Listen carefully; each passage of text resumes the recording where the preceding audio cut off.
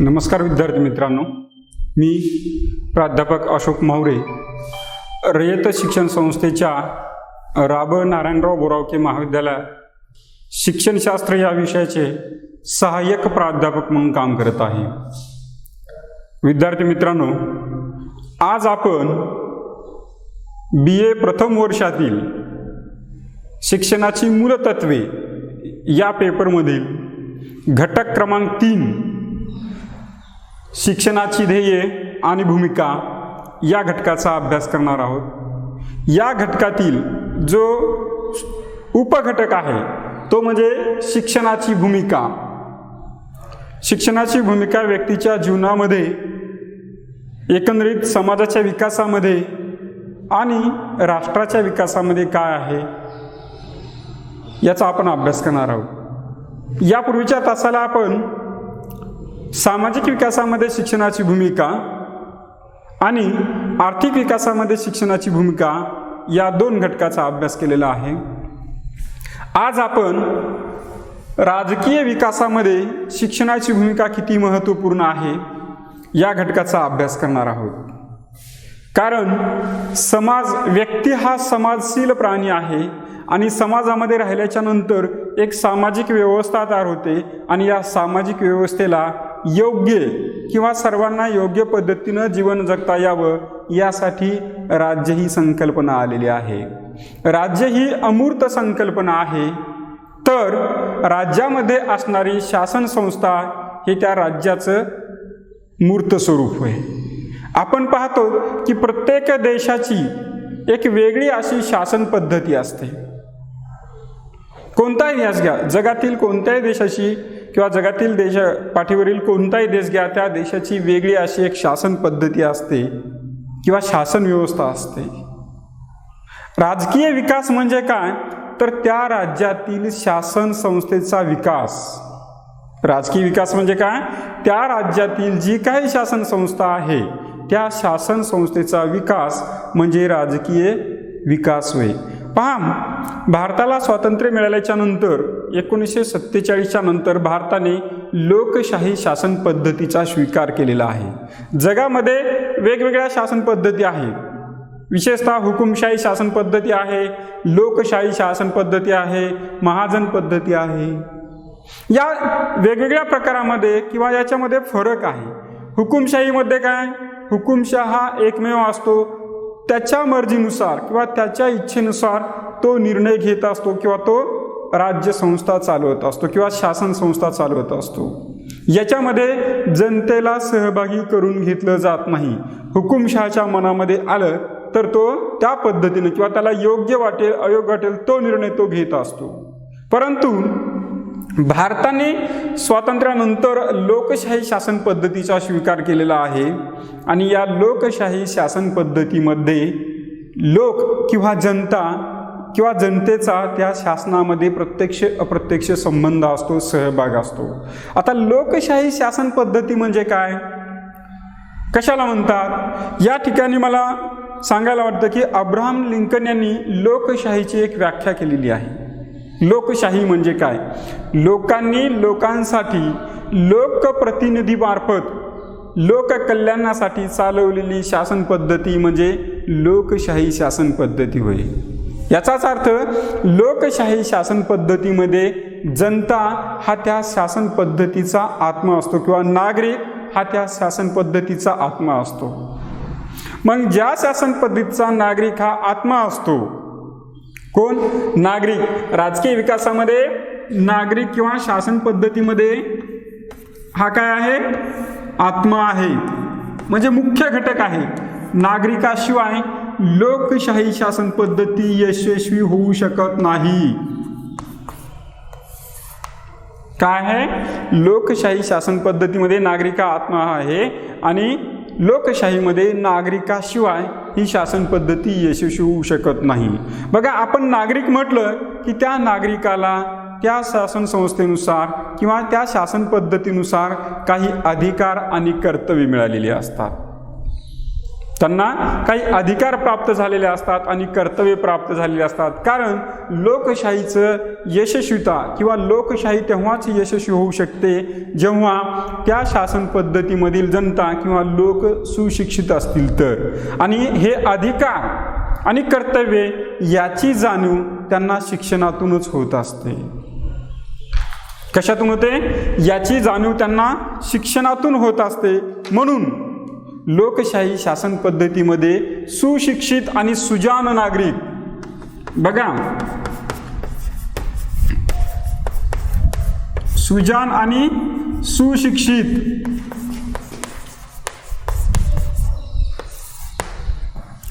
लोकशाही शासन पद्धतीमध्ये सुजाण आणि सुशिक्षित नागरिक असणं खूप गरजेचं आहे. तरच ती शासन पद्धती यशस्वी चालू शकते. आणि हे सुजाण नागरिक किंवा सुशिक्षित नागरिक निर्माण करण्याचं काम हे शिक्षणाचं आहे.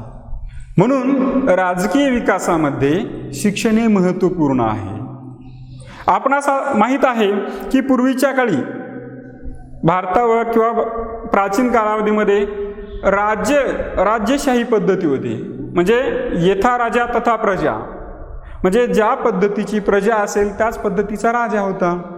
म्हणजे त्या राज्यातील जनता जर अंधश्रद्धायुक्त असेल किंवा अंधश्रद्धाळू असेल तर त्यांचा राजा कसा असेल तसाच असेल. म्हणजे जनतेवर अवलंबून आहे की त्या शासन पद्धतीचा किंवा त्या राज्याचा कसा विकास करायचा. म्हणून त्या राज्यातील जनता किंवा त्या शासन पद्धतीमधील जनता ही सुशिक्षित असणं किंवा साक्षर असणं खूप गरजेचं आहे. कारण लोकशाहीमध्ये जी काही अधिकार आणि कर्तव्ये त्यांना प्राप्त झालेली असतात त्याची माहिती ही शिक्षणाशिवाय होऊ शकत नाही. कारण आपण पाहतो की स्वातंत्र्यानंतर जे काही लोकशाही शासन पद्धतीचा स्वीकार केलेला आहे आणि या लोकशाही शासन पद्धतीमध्ये राष्ट्रपती हे सर्वोच्च पद आहे. आणि त्या राष्ट्रपतीच्या नंतर जे काही कायदेमंडळ आहे, न्यायमंडळ आहे, या कायदेमंडळाची, न्यायमंडळाची माहिती विद्यार्थ्यांना किंवा नागरिकांना असणं खूप गरजेचं असतं. कारण शासन पद्धतीमध्ये नागरिकांचा प्रत्यक्ष अप्रत्यक्ष संबंध असतो.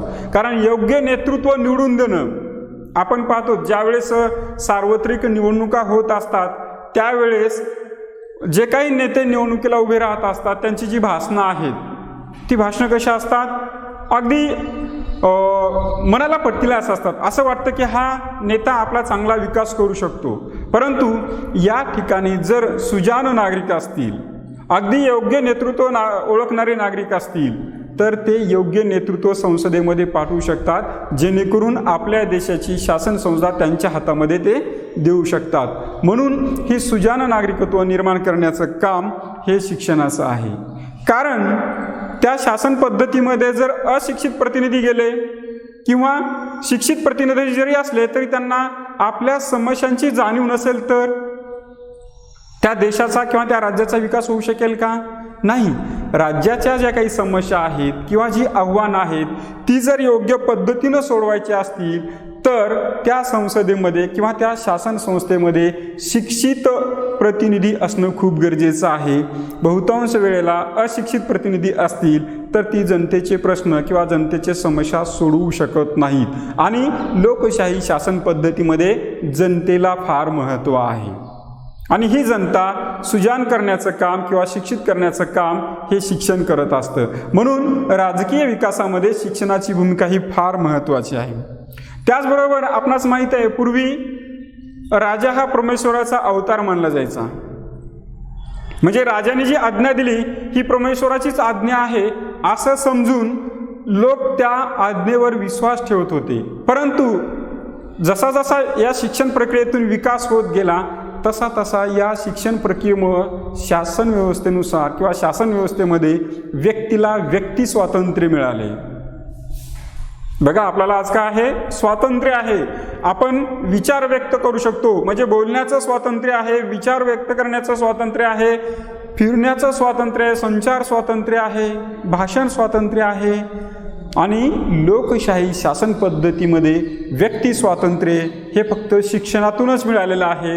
एव्हाना राजकीय विकासामध्ये जे काही व्यक्ती स्वातंत्र्य मिळालेलं आहे हा भाग फक्त शिक्षणामुळेच मिळू शकलेला आहे. म्हणून राजकीय विकासामध्ये शिक्षणाची भूमिका फार महत्त्वपूर्ण आहे. राजकीय विकास जर योग्य साधावायचा असेल तर त्या ठिकाणची जनता किंवा लोक हे शिक्षित असणं खूप गरजेचं आहे. आपणास माहीत आहे, कारण शिक्षणाचं मुख्य कार्य काय आहे?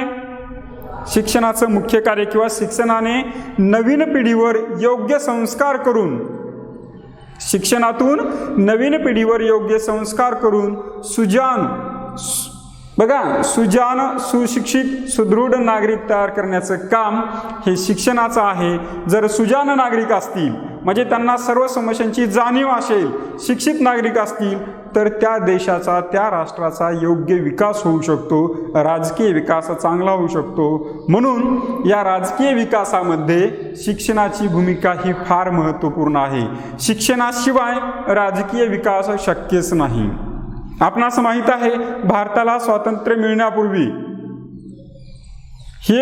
भारताला स्वातंत्र्य मिळण्यापूर्वी शिक्षणाची भूमिका किती महत्त्वपूर्ण होते. शिक्षणामुळेच आपल्याला स्वातंत्र्य मिळालं असं म्हणायला हरकत नाही. कारण जे काही प्रबोधनाचं वारं युरोपातून भारतामध्ये आलं, भारतीय विचारवंतांनी किंवा क्रांतिकारकांनी किंवा नेत्यांनी शिक्षणाच्या माध्यमातून जनतेमध्ये जाणीव जागृती केली आणि त्याच्यामधून वेगवेगळे लढे निर्माण झालेत. असहकार असेल, चलेजाव असेल किंवा त्याच्यावर राष्ट्रीय शिक्षण असेल. म्हणजे एकंदरीत राजकीय विकासामध्ये जर राजकीय विकास साधवायचा असेल तर त्या ठिकाणची शिक्षण पद्धतीमध्ये आमूलाग्र बदल करणं खूप गरजेचं आहे, किंवा शिक्षणाशिवाय राजकीय विकास शक्यच नाही.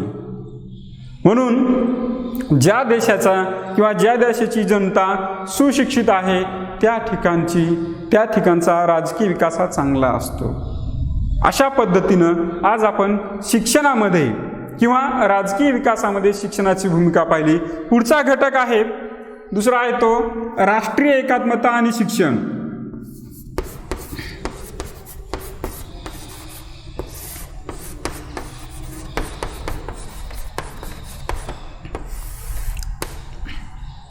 बघा, आता शिक्षणाची भूमिका पाहत असताना राष्ट्रीय एकात्मता टिकवण्यामध्ये किंवा राष्ट्रीय एकात्मता निर्माण करण्यामध्ये शिक्षणाची भूमिका काय आहे? विद्यार्थी मित्रांनो, मला वाटतं राष्ट्रीय एकात्मता टिकवण्यामध्ये शिक्षणाची भूमिका फार महत्त्वाची आहे. त्या हेतूनं, कारण आपणा प्रत्येकामध्ये आपण एका राष्ट्राचे नागरिक आहोत ही जाणीव निर्माण होणं म्हणजे राष्ट्रीयत्व होय. बघा, आपण एका राष्ट्राचे नागरिक आहोत म्हणजेच काय आहोत? राष्ट्रीयत्व आहे आपल्याला. ही भूमिका फार महत्त्वाची आहे. आपण एका राष्ट्राचे नागरिक आहोत या भावनेतच राष्ट्रीय एकात्मता सामावलेली आहे. आता एकात्मता म्हणजे काय?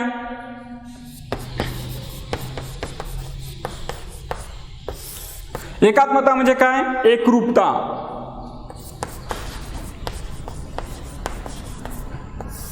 किंवा ज्याला आपण समरस होणे म्हणतो. एकात्मता म्हणजे काय? एकरूपता किंवा समरस होणे. आता एकरूपता कधी होत असते? जर त्या ठिकाणी विविधता असेल तर. त्या ठिकाणी काय असेल तर विविधता असायला पाहिजे, तरच आपल्याला त्याच्यामध्ये एकरूपता आणण्यासाठी प्रयत्न करता येतील. म्हणजे भारतामध्ये अनेक घटकांच्या बाबतीत विविधता आहे. मग भाषा, पंथ, धर्म, रूढी, परंपरा, वेशभूषा, राहणीमान, संस्कृती, म्हणजे अनेक घटकाच्या बाबतीत विविधता आहे आणि या विविधतेमध्ये एकरूपता असणं गरजेचं आहे. कारण राष्ट्र ही भावना प्रत्येक व्यक्तीच्या मनामध्ये विकसित झाली पाहिजे की मी या राष्ट्राचा नागरिक आहे. म्हणून विविधता असल्याशिवाय एकरूपता आणता येत नाही आणि भारतामध्ये तर वेगवेगळ्या बाबतीत विविधता आहे. बघा, एवढीच विविधता नाही तर आपला भारत हा देश 29 राज्य आणि 7 केंद्रशासित प्रदेश या वेगवेगळ्या उपघटकांनी मिळून बनवलेला भारत देश आहे आणि ही जाणीव आपल्यामध्ये असणं खूप गरजेचं आहे.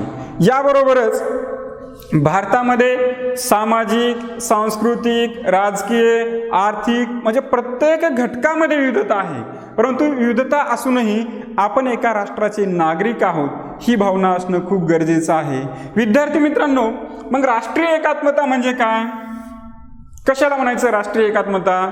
तर राष्ट्रीय एकात्मतेची व्याख्या करत असताना 1961ला डॉक्टर संपूर्णानंद यांच्या अध्यक्षतेखाली राष्ट्रीय एकात्मता किंवा नॅशनल इंटिग्रेशनच्या संदर्भात एक समिती स्थापन केलेली होती आणि या समितीने राष्ट्रीय एकात्मतेविषयी अभ्यास केलेला होता आणि अभ्यास करून त्यांनी राष्ट्रीय एकात्मता म्हणजे काय एक व्याख्या केलेली आहे. त्यांचं असं मत आहे की त्यांच्यामध्ये राष्ट्रीय एकात्मता म्हणजे काय, तर संकुचित, प्रादेशिक, वर्गीय व पक्षीय हिताचा त्याग करून प्रत्येक राष्ट्रीय हिताला प्राधान्य देणारी मनोभूमिका निर्माण करणे म्हणजे राष्ट्रीय एकात्मता होय.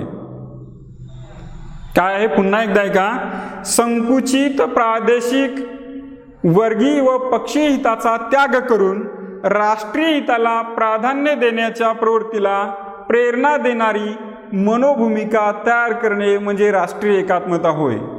बघा या ठिकाणी संपूर्णानंद यांचं असं मत आहे की जे काही आपलं प्रादेशिकता आहे ही बाजूला ठेवायची किंवा जे काय आपलं वर्गीय भेद आहेत ते बाजूला ठेवायचे. हे सर्व भेदाभेद किंवा सर्व ही विविधता बाजूला सरून फक्त राष्ट्रहिताला प्राधान्य देणे म्हणजे, आणि ही मनोभूमिका मनामध्ये असली पाहिजे. म्हणजे राष्ट्रभावना ही काही दाखवण्याची गोष्ट नाहीये, ती प्रत्येकाच्या व्यक्तीच्या मनामध्ये निर्माण झाली पाहिजे. ही मनोभूमिका तयार करण्यासाठी जी काही प्रेरणा आहे त्या प्रेरणेला राष्ट्रीय एकात्मता असे म्हणतात. त्यापुढे जाऊन डॉक्टर सर्वपल्ली राधाकृष्णन यांनी सुद्धा राष्ट्रीय एकात्मतेची व्याख्या केलेली आहे की त्यांच्या मते राष्ट्रीय एकात्मता म्हणजे काय.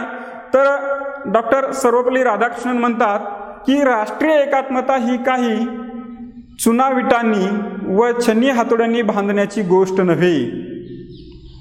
राष्ट्रीय एकात्मता म्हणजे काय, तर ही काही चुनाविटांनी व हातोडा छनीने बांधण्याची गोष्ट नव्हे, तर ती माणसाच्या हृदयात रुजली पाहिजे.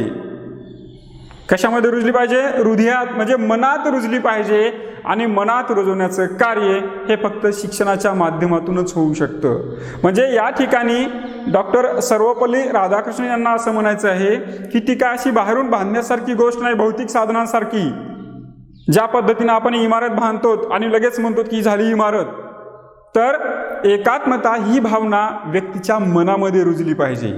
जोपर्यंत हे राष्ट्र माझं आहे किंवा हा देश माझा आहे ही भावना प्रत्येक व्यक्तीच्या मनामध्ये रुजणार नाही, तोपर्यंत राष्ट्रीय एकात्मता म्हणून एक राष्ट्र म्हणून विकसित पावणार नाही. त्याचबरोबर पुढे जाऊन डॉक्टर सरोजिनी रेगानी यांनी सुद्धा राष्ट्रीय एकात्मतेची व्याख्या केलेली आहे. त्यांच्या मते राष्ट्रीय एकात्मता म्हणजे लोकमानसात दृढ ऐक्य भावनेचा विकास करणे.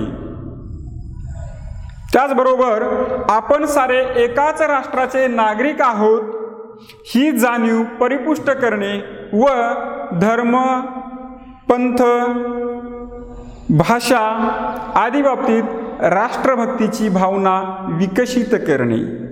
या ठिकाणी डॉक्टर सरोजिनी रेगानी ऐक्य भावनेला फार महत्त्व दिलेलं आहे. एकता असणं खूप गरजेचं आहे आणि आपल्या भारतामध्ये विविधतेत एकता आहे आणि ही विविधतेतील एकता टिकवून ठेवण्याचं काम शिक्षण करत आहे.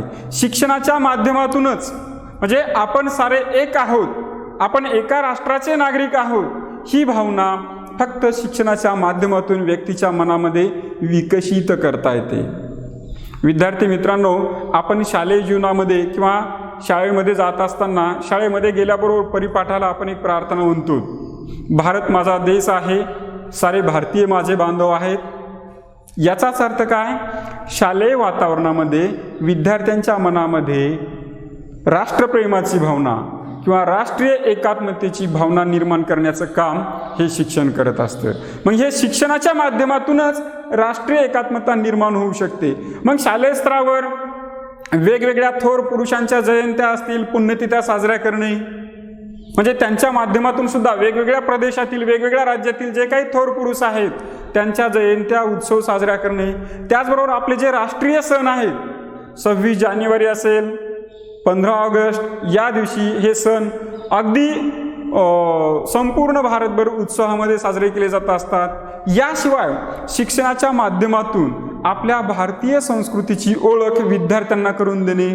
एवढंच नव्हे तर 1986ला जे काही राष्ट्रीय शैक्षणिक धोरण आलेलं होतं आणि या धोरणामध्ये जे काही 10 गाभाभूत घटक सांगण्यात आलेले होते आणि या 10 गाभाभूत घटकाच्या माध्यमातून शालेय स्तरावर राष्ट्रीय एकात्मतेला पोषक असे घटक किंवा राष्ट्रीय एकात्मता प्रवर्तित करण्यासाठी किंवा वृद्धिंगत करण्यासाठी जे काही 10 गाभाभूत घटक सांगण्यात आले त्या माध्यमातून सुद्धा ही राष्ट्रीय एकात्मता शिक्षणाच्या माध्यमातून विद्यार्थ्यांमध्ये विकसित करता येते. किंवा शालेय स्तरावर NCC आहे, वीरबाला आहे किंवा इतर जे सामाजिक उपक्रम आहेत या उपक्रमाच्या माध्यमातून विद्यार्थ्यांच्या मनामध्ये आपल्या राष्ट्राविषयी प्रेमभावना विकसित करता येते. याशिवाय वेगवेगळ्या म्हणजे शालेय वातावरणामध्ये किंवा वेगवेगळ्या वेळेस राष्ट्रीय भाषणं राष्ट्रप्रेमावरील भाषणं असतील किंवा कथा असतील किंवा चित्रपटांच्या माध्यमातून हे दाखवून सुद्धा विद्यार्थ्यांच्या मनामध्ये राष्ट्रभावना किंवा राष्ट्रप्रेम किंवा राष्ट्रभक्ती विकसित करता येते. एकंदरीत शिक्षणाशिवाय विद्यार्थ्यांच्या मनामध्ये राष्ट्रभावना विकसित करता येत नाही. कारण व्यक्तीचा बहुतांश कालावधी किंवा जडणघडणीचा जो कालावधी आहे तो शालेय वातावरणामध्ये जाऊ शकतो आणि शालेय वातावरणामधूनच म्हणजेच शिक्षणाच्या माध्यमातूनच राष्ट्रीय एकात्मता टिकवून ठेवता येते. म्हणजे जी काही आपल्या भारतामध्ये विविधता आहे मग इतिहास सारख्या विषयामधून नागरिकशास्त्र असेल, भूगोल असेल किंवा पर्यावरण असेल, कारण आपला जो ऐतिहासिक वारसा आहे किंवा भौगोलिक वारसा आहे हा वारसा सांगून सुद्धा विद्यार्थ्यांच्या मनामध्ये आपल्या राष्ट्राविषयी प्रेमाची भावना विकसित करता येते. म्हणून शिक्षण हे एक राष्ट्र विकासासाठी किंवा राष्ट्रीय एकात्मतेसाठी फार महत्त्वपूर्ण आहे.